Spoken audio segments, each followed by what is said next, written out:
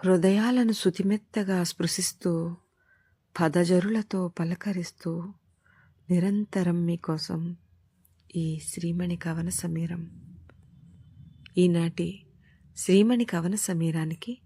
మనసారా స్వాగతం పలుకుతూ, మనిషి కదా, మానవతా పరిమళాలు విరిసినప్పుడే మనిషి కదా, మనసులోన సౌజన్యం మెరిసినప్పుడే మనిషి కదా, మహర్షులు మహనీయులు మనలాంటి మానవులే, విలువ నెరిగి మసులు కొనగా తెలిసినప్పుడే మనిషి కదా,